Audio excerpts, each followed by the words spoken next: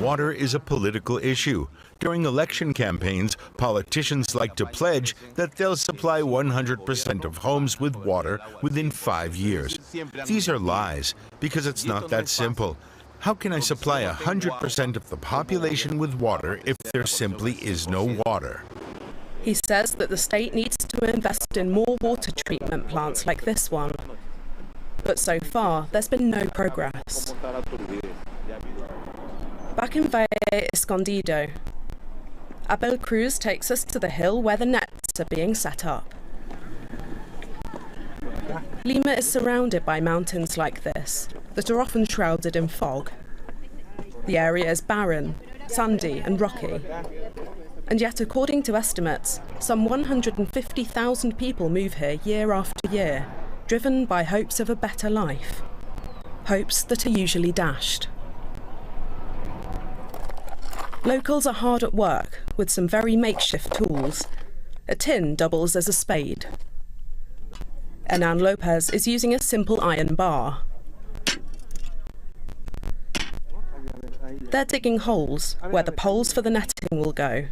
Abel Cruz helps out. Can you give me a hand? Put some stones in the hole. Exactly. Done. It's stable. One net can capture between 200 and 400 litres of water a day from the foggy air. The men secure a plastic gutter. The water drains into it and then runs through filters and into tanks. It's a very simple system, but will supply families with water. The first 3 nets are ready. They'll provide enough water for 6 families. In the next few days, the men will put up more nets, fog catchers that will supply 60 families. Up here in the hills, life will hopefully soon get a bit easier. The fog nets are no replacement for proper water mains, but here in Lima, they're a viable option. The nets can be seen from far off. Their bright green colour a symbol of hope for others struggling with water scarcity.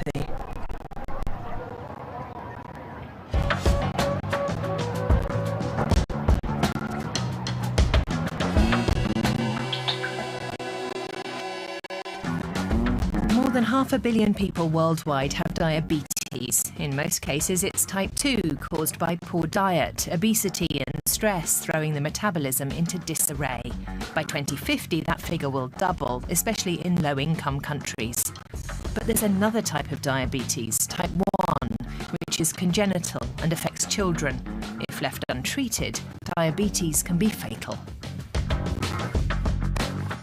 Hawanatu Bangura Hawa is 15. Like many diabetics, she has high blood sugar and sugar in her urine. At first I didn't realise I had diabetes. Then I noticed that when I urinated outside, it would attract ants that would eat it. I was getting really sick. They tried traditional medicine, herbs and so on, but there was no improvement. I became too weak to go to school. That was 3 years ago and I'm still too weak. They did tests and said it was diabetes, but I still didn't really understand what it was.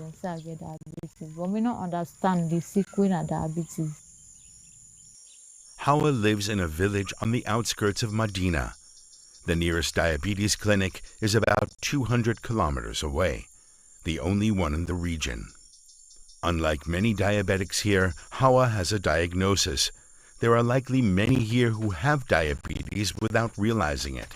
In any case, even a diagnosis is only the first step. Sierra Leone struggles to meet even basic healthcare needs. Diabetes is low on the list of priorities. Without treatment, type 1 diabetes is fatal. Many people, including Hawa's family, often have to choose between paying for transport to a hospital and feeding their family.